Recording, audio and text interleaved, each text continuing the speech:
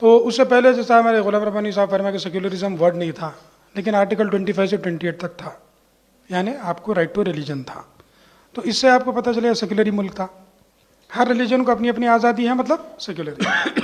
अब चूंकि कुछ फैसिस्ट ताकतें इस पर ये कोशिश कर रही थी कि भाई इसमें सेक्युलर वर्ड ही नहीं है, तो मैं समझता हूँ, जो मेरी छोटी सी नॉलेज है ना, मैं इंदिरा गांधी साहिबा की बातों को सुन सका उतना, क्योंकि मैं छोटा था जब उनका असैसिनेशन हुआ था, लेकिन मुमकिन है कि सेक्युलर मिजाज शख्सियत थी इंदिरा गांधी साहिबा, उन्होंने ये जो चीज़ें आने वाली है, फैसिस्ट ताकतें जिस तरीके से उभर रही है, इनको बताने के लिए और तमाम मुल्क को मुत्तहद रखने के लिए सेक्युलर वर्ड को अमेंडमेंट करके दाखिल कर दिया।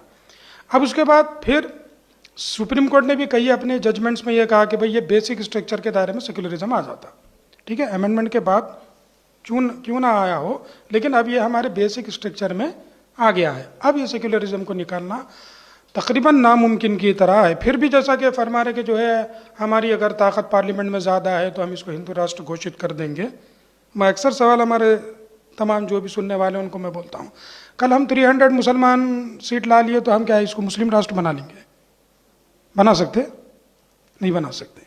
इसीलिए कि हमारा जो दस्तूर है, दस्तूर ये बता दिया है, इस चीज़ को हिंदू भाइयों को भी समझना चाहिए। मेजॉरिटी हिंदू भाई समझते हैं, जो फेसिस्ट दिमाग के जो आपके फंडामेंटलिस्ट जो लोग हैं इसको नहीं समझते, समझने की कोशिश करते।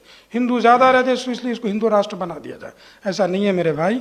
अगर आप इसको हिंदू राष्ट्र बना लें, ठीक है, थोड़े देर के वास्ते आप इसमें अमेंडमेंट करके ला लीजिए, एक 50 साल के बाद यहाँ क्रिश्चियन ज़्यादा हो जाएंगे, तो फिर इसको हम क्या क्रिश्चियन मुल्क बना देंगे, फिर 50 साल के बाद मुसलमान ज़्यादा हो जाएंगे, फिर इसको क्या मुस्लिम जो है दस्तूर के तहत मुस्लिम राष्ट्र बना लेंगे।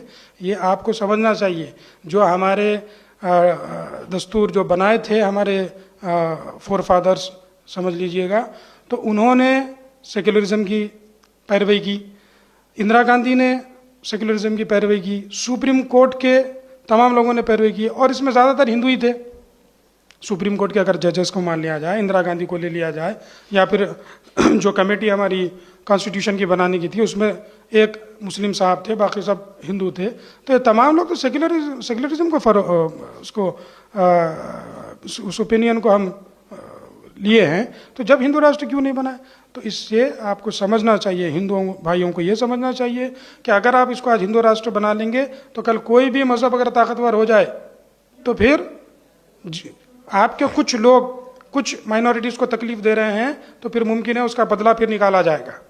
अगर कोई दूसरा मजहब फिर ताकतवर हो जाए या उनकी सीट्स